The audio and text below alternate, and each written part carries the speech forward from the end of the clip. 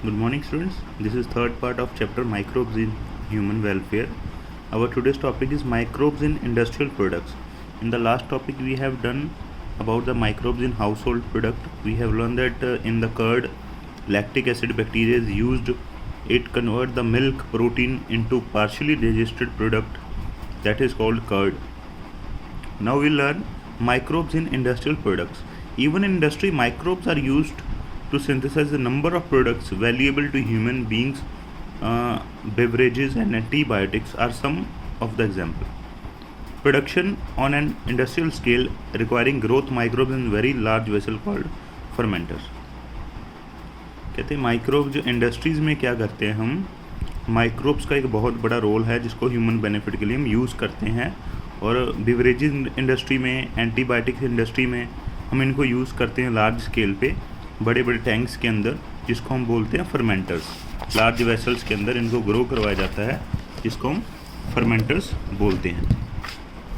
Now the topic is fermented beverages. कैसे हम beverages के अंदर माइक्रोब्स का इस्तेमाल करते हैं। Microbe specially yeast have been used from time immemorial for the production of beverages like wine, beer, whiskey, brandy or rum. For this purpose, the same yeast Saccharomyces cerevisiae used for bread making and commonly called brewer's yeast is used for fermenting malted cereals and fruit juices to produce ethanol. कहते जिस east की हमने बात की थी last topic में जो bread making industry में यूज़ हो रहा था Saccharomyces cerevisiae, सेम ईस्ट का इस्तेमाल हम बिवरेजेस को फर्मेंट करने में या फिर जो सीरियल्स हैं या जूसेस हैं उसकी फर्मेंटेशन में यूज़ करते हैं ताकि इथेनॉल की प्रोडक्शन हो सके। ओके, तो इसको हम बोलते हैं ब्रूअर्स ईस्ट। जब ये ईस्ट को हम ब्रेड में यूज़ करते हैं तो उसको बोलते हैं बेकर्स ईस्ट और जब हम ब्रूइंग इंडस्ट्री में यूज़ करते हैं तो उसको बोलते हैं ब्रूअर्स ईस्ट। ब्रूइंग इंडस्ट्री मतलब ये वाइन, रम, विस्की वगैरह बनाने के लिए। Do you recollect the metabolic reaction which result in the production of ethanol by yeast? क्या आपको याद है 10th में हमने पढ़ा था कौन सी रिएक्शन होती है जिसके द्वारा इथेनॉल की प्रोडक्शन होती है? एरोबिक रेस्पिरेशन होती है या एनारोबिक रेस्पिरेशन होती है? मैंने हिंट दे दिया तो इसको फाइंड आउट करके आपने नोटबुक के ऊपर लिखना है। Depending on the type of the raw material used for fermentation and the type of processing different type of alcoholic drinks are obtained. Wine and beer are produced without distillation, whereas whiskey, brandy and rum are produced by distillation of the fermented broth. Okay, कहते depend करता है कौन सी process का आप use कर रहे हो उस हिसाब से डिफरेंट टाइप की अल्कोहल्स मिलती हैं हमको। वाइन एंड बियर तो बिना डिस्टिलेशन के मिलती है, विस्की, ब्रांडी, रम डिस्टिलेशन के द्वारा मिलती है। The photograph fermentation plant is shown in the figure 10.5। ये एक फर्मेंटेशन प्लांट का डायग्राम है, कैसे एक फर्मेंटेशन प्लांट ग्रो करता है। ये हैं फर्मेंटर्स जिसके अंदर फर्मेंटेशन करते हैं हम। बड़े बड़े लार्ज वेसल की बात कर रहे थे, ये वो फर्मेंटर्स हैं। अभी हम देखते हैं एंटीबायोटिक्स में क्या रोल है माइक्रोब्स का। Antibiotics produced by microbe are regarded as one of the most significant discoveries of the 20th century and have greatly contributed toward the welfare of the human beings.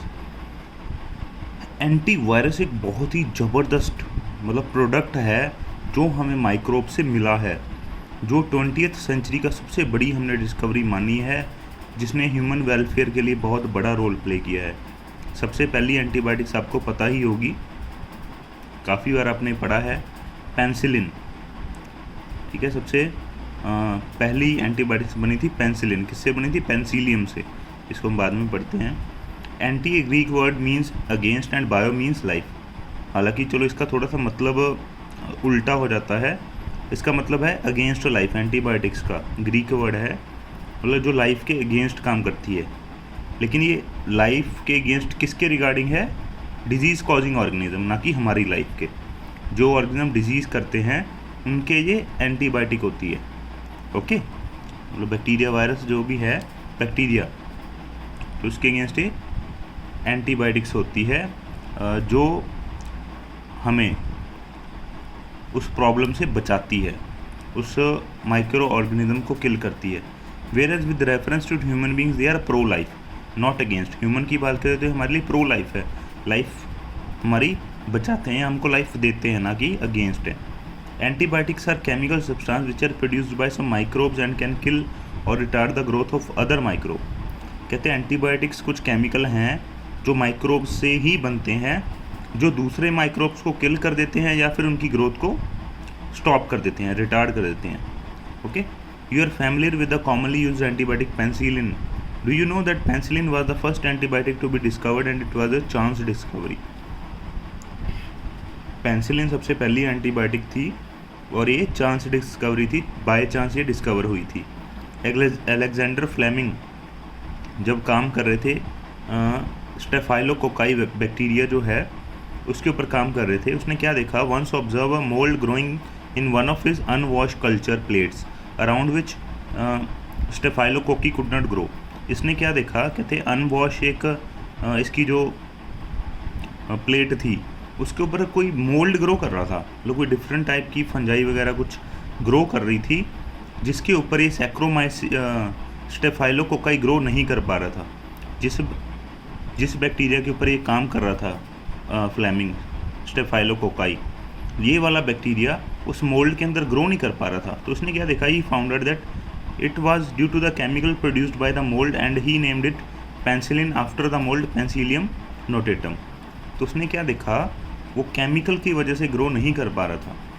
जो उसमें mould थी जो penicillium notatum ने कोई chemical बनाया जिसका नाम था पेंसिलिन, मतलब इसने रख दिया था नाम, वो केमिकल का नाम इसने पेंसिलिन रख दिया. मोल्ड कौन सी थी, पेंसिलियम नोटेटम. उस पेंसिलिन केमिकल की वजह से स्टेफाइलोकोकाई ग्रो नहीं कर पा रहा था. However its full potential as an effective antibiotic was established much later by Ernst Chain and Howard Florey. कहते हालांकि जिसकी फुल प्रूफ एंटीबायोटिक्स है पेंसिलिन से, वो बाद में बनाएगी Ernst Chain and Howard Florey के द्वारा. This antibiotic was extensively used to treat American soldiers wounded in World War II. Fleming, Chain and Florey was awarded the Nobel Prize in 1945 for this discovery. इनको Nobel prize भी मिला था. और जो ये penicillium था वर्ल्ड वॉर II के अंदर अमेरिकन सोल्जर्स को ठीक करने के लिए, उनके वाउंड को हील करने के लिए बहुत ही ज़्यादा यूज़ किया गया था. Okay, after penicillin other antibiotic were also purified from other microbe. Can you name some of the antibiotic and find out their sources. तो ये आपका होमवर्क है, आपने डिफरेंट तरह के एंटीबायोटिक्स को फाइंड आउट करना है इंटरनेट से और उनके सोर्स क्या हैं, कहाँ से वो मिला है, उसको फाइंड आउट करना है. ये antibiotics have greatly improved our capacity to treat deadly disease such as plague, whooping cough, काली खांसी जिसको बोलते हैं, diphtheria, कलघोटू एंड लेप्रोसी, कुष्ठ रोग, which used to kill millions all over the globe. Today we cannot imagine a world without antibiotics.